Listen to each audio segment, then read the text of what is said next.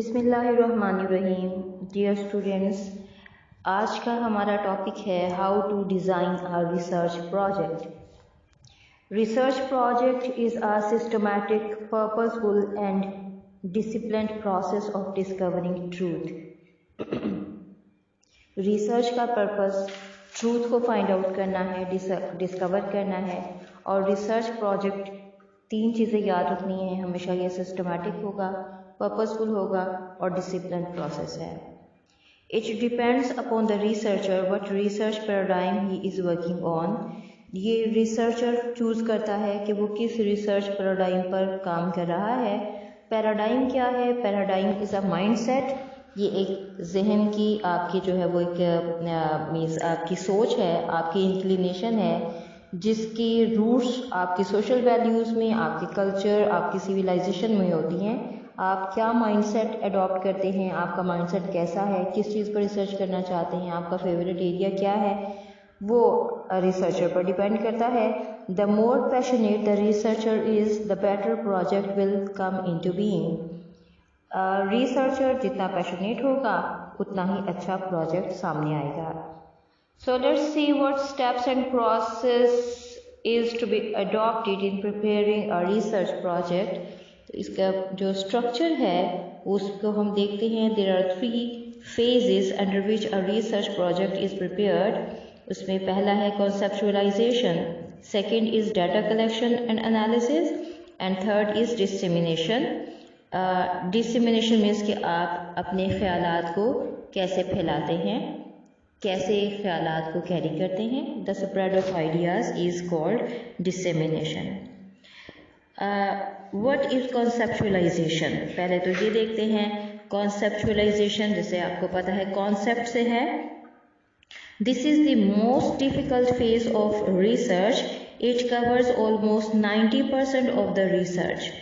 एक मुश्किल फेज है। ख्यालात, कॉन्सेप्ट, उसको फाइंड आउट करना, फॉर्म करना, उसका एक प्रॉपर फॉर्मेट तैयार करना। रिसर्च 90% रिसर्च आपकी जो है वो ये इस पर डिपेंड करती है। Conceptualization means to conceptualize your research paradigm to get an idea what issue you are going to investigate into. इसमें आपने कंसेप्चुअलाइज करना है अपने रिसर्च पैराडाइम को। आप किस एरिया को इन्वेस्टिगेट करना चाहते हैं, आपका रिसर्च एरिया क्या है। The main thing that works behind this all is your passion and motivation.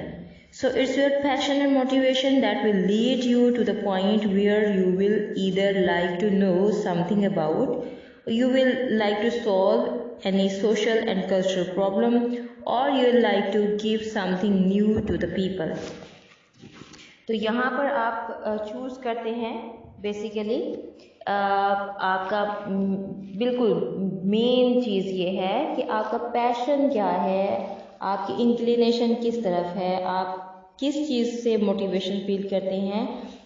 और आपका पैशन और आपकी मोटिवेशन आपको उस नुक्ते तक ले जाती है जहाँ पर आप फिर चूज़ करते हैं कि आप किसी चीज़ के बारे में जानना चाह रहे हैं, या किसी सोशल या कल्चरल प्रॉब्लम को सॉल्व करना आपका पर्पज़ है रिसर्च से, या आप अपनी रिसर्च में लोगों को कोई नई जहत दिखाना चाहते हैं। In conceptualization you must determine who your audience is, or who are the people that will be the stakeholders of your research. आप अपनी ऑडियंस इसमें चूज़ करेंगे। आपके स्टेक होल्डर्स कौन होंगे, कौन कौन आपकी रिसर्च में पार्टिसिपेट करेंगे। अगर आप क्वेश्चनर्स तैयार कर रहे हैं, मीन्स किस एरिया पर आप कॉलेजेस में कर रहे हैं, आपका फोकस जो है वो कॉलेज के स्टूडेंट्स हैं, कॉलेजेस के टीचर्स हैं, या यूनिवर्सिटीज़ हैं, यूनिवर्सिटीज़ के टीचर्स या स्टूडेंट्स, या फाइनेंशियल कोई इदारे, या कुछ भी। मीन्स किस एरिया में कौन आपका टारगेट क्या है, टारगेट ऑडियंस क्या है, ये आप डिसाइड करते हैं। मीन्स मुकम्मल फ्रेमवर्क आपने यहाँ पर अपना तैयार करना होता है। The conceptualization phrase can be discussed in 2 ways: the elements of conceptualization and the process of conceptualization. Element में उसके एलिमेंट्स हैं, स्ट्रक्चर हैं, किन चीज़ों से मिलकर बनती है, एलिमेंट्स 3 हैं, इशू क्या है, सैम्पल क्या है आपका, और रिसर्च मेथोडोलॉजी क्या है। तो let's discuss what the issue is. It is the most important for your research. It is the most important part or area for your research. The issue will be discussed at the 3 heads. Issue means आप किस चीज़ पर discuss कर रहे हैं, research कर रहे हैं, वो 3 हेडिंग्स बनती हैं। 3 हेड्स में आप उसको डिस्कस करते हैं। रिसर्च प्रॉब्लम क्या है, जिसे प्रॉब्लम स्टेटमेंट भी कहा जा सकता है। मीन्स क्या चीज़ है जिसको आपने प्रॉब्लम फील किया और आपके अंदर एक अर्ज पैदा हुई रिसर्च करने की। देन रिसर्च क्वेश्चन, उस सिचुएशन या प्रॉब्लम पर आप क्वेश्चन फॉर्म करते हैं जिन क्वेश्चंस का आपने आंसर फाइंड आउट करना है अपनी रिसर्च प्रोजेक्ट में। And the third is hypothesis. Hypothesis means अब मफरूज़ा आप एक पेश करते हैं और फिर उस मफरूज़े के सच होने को या ना होने को आप अपने रिसर्च प्रोजेक्ट से प्रूव करते हैं। So first of all let's see what research problem और problem statement is. Research problem और problem statement is the heart of your research. ये आपकी रिसर्च का कर्नल है और मेन चीज़ है। Research problem doesn't mean the problem faced by the researcher. In fact, in research problem, you will discuss what problem is going to be explored in your research project.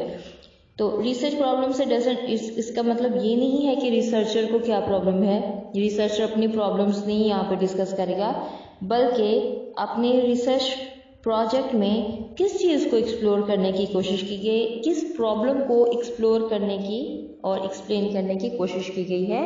The research problem is written in 3 parts. जब हम research problem लिखते हैं तो 3 हिस्से हैं। The first part is called T part and the second is verb and the third is key words और key phrases. Let's see what is T part. In T part, you just write what the purpose of your study is. आपकी study का purpose क्या है। This is followed by verb. It is very important. It will determine what kind of research you are going to conduct. किस किस्म की आपकी research होगी। For example, the purpose of your study is to describe or analyze or to compare and contrast or to evaluate or to explore. मुख्तलिफ किस्म की हो सकती हैं टी पार्ट में।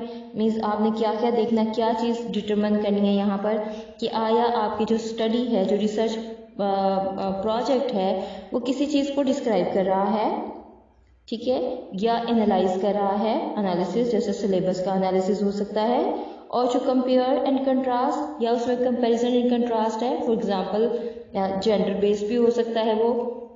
For example pronunciation of male and female students, तो ये इसमें कंपेयर एंड कंट्रास्ट किया जाता है। और टू इवेल्युएट और टू एक्सप्लोर, इवेल्युएशन सिलेबस की भी इवेल्युएशन होती है या आप किसी चीज़ को एक्सप्लोर कर रहे हैं। Then the second is verb part. The verb will tell whether you are going to describe something in your research project or compare something with another thing in your research project, or you are going to evaluate something in your research project etc. तो इसमें आप इसके ज़रिए बताते हैं कि आप किसी चीज़ को डिस्क्राइब कर रहे हैं अपने रिसर्च प्रोजेक्ट में, कंपेयर कंट्रास्ट करना है आपने, और या इवेल्युएशन है आपकी रिसर्च प्रोजेक्ट जो है वो इवेल्युएशन पर बेस करता है। Then the third is key words और की फ्रेजेस। की पॉइंट्स और key phrases are all about what you are describing something in your you are describing in your project. तो ये वो चीज़ है की पॉइंट्स या की फ्रेजेस, मीन्स कि आप अपने प्रोजेक्ट में किस चीज़ को डिस्क्राइब कर रहे हैं। इन की वर्ड्स और key phrases you tell what issue और problem you are going to conduct, you are going to address in your research, or the issues or the problems you are going to conduct to your research on. आप अपनी research किन पर conduct करने वाले हैं, किन issues पर या किन प्रॉब्लम पर या किस इशू पर, क्योंकि डिलिमिटेशन हो जाती है तो किस इशू या किस प्रॉब्लम पर। तो आपका जो जब आप रिसर्च आप जब स्टेटमेंट अपनी बना रहे होते हैं तो उसमें की वर्ड और की फ्रेजेस को यूज़ करना होता है ताकि आपके रिसर्च का जो एक मेन थीम है, जो एल्मा है उसका, वो यहीं पर वो बिल्कुल क्लियर हो जाए। क्लियर आपकी फ्रेजेस से पता चलना चाहिए, झलकना चाहिए। Let's look at the research problem through some examples. The purpose of, for example, the purpose of my study is, T part है और verb आ जाएगा to describe। अब देखिए verb में पता चल गया ये describe कर रहे हैं, analysis नहीं है, evaluation नहीं है, ये describe करने का हमने यहाँ पर लिया है। To describe the impact of social media on the studies of students of graduate level। ये आपकी की फ्रेज है जिसमें पता चल गया कि impact of social media on the studies of students of graduate level. अब इम्पैक्ट है सोशल मीडिया, किसका इम्पैक्ट है? सोशल मीडिया का है। किस पर है? स्टडीज पर। किसकी? स्टूडेंट्स की स्टडीज। और किस लेवल के स्टूडेंट्स की? ग्रेजुएट लेवल की। तो यहाँ पर तमाम जो की फ्रेजेस हैं और वर्ड्स हैं वो पूरी आपकी जो फ्रेम है उसको, फ्रेमवर्क है उसको डिस्क्राइब कर रहे हैं। If your topic is personality decline of drug addicted students at college level, you will write it as, for example, आप लेना चाह रहे हैं, आपका टॉपिक है, आप रिसर्च कर रही हैं कि personality decline drug addicted students का एट कॉलेज लेवल। तो आप इसको कैसे लिखेंगे? The purpose of my study is to explore the personality decline of drug addicted students at college level. तो ये जो in this particular topic the first thing that you will see is what the research will be based upon, कि आपकी research किस चीज़ पर base कर रही है, और what type of research you will go for, किस किस्म की रिसर्च के लिए आप कोशिश कर रहे हैं, स्टडी पेश कर रहे हैं। Whether the study will describe something, evaluate something, explore something or compare something. As the topic suggests that in this study you will explore the declining behavior of drug addicted students. तो इस तरह से हम अपना जो research statement है वो सबसे पहले, या रिसर्च प्रॉब्लम या रिसर्च स्टेटमेंट, इसे हम सबसे पहले क्लियर कर लेते हैं। Then there is research question. Research problem is actually a statement which tells how to add missing knowledge to existing body in any research area and a research question which will be followed by. तो आपका जो research problem है वो एक statement है actually, ठीक है। और ये स्टेटमेंट आपको, आपकी जो स्टेटमेंट है ये बताएगी कि क्या मिसिंग नॉलेज है जिसमें आप ऐड कर रहे हैं, ठीक है। आपका रिसर्च एरिया क्या है, रिसर्च क्वेश्चन जो है, और यही रिसर्च स्टेटमेंट जो है बाद में आने वाले रिसर्च क्वेश्चन की भी बेस बनती है। Research problem will mark how to go for your research project keeping in view your research problem. आप कैसे अपनी रिसर्च को आगे बढ़ाएंगे, ठीक है, अपनी रिसर्च प्रॉब्लम को जहन में रखते हुए आप अपना फॉर्मेट बनाते हैं। Your research question will B an outcome of your research problem. आपका रिसर्च क्वेश्चन आपकी रिसर्च प्रॉब्लम का आउटकम है, उसका नतीजा। आपके जहन में एक रिसर्च, आपके पास एक रिसर्च प्रॉब्लम है, उस प्रॉब्लम पर बेस करता हुआ आपका रिसर्च क्वेश्चन या क्वेश्चंस बनते हैं।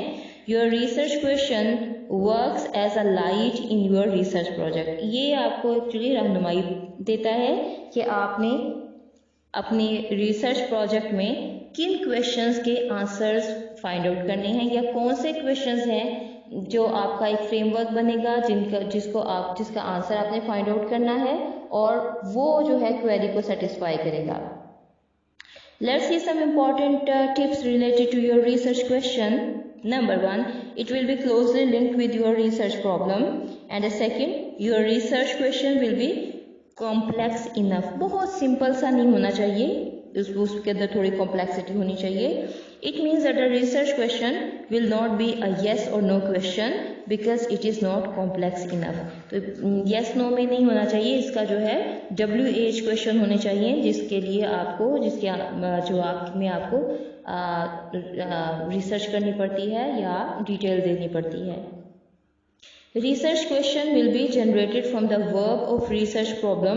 For example, if your research problem is that the purpose of my study is to compare the performance of male and female students in the class of co-education। अगर आपका ये research problem है तो उसमें से आप क्वेश्चन कैसे find out करेंगे, रिसर्च क्वेश्चन कैसे बनेगा, then your research question will be of comparative nature.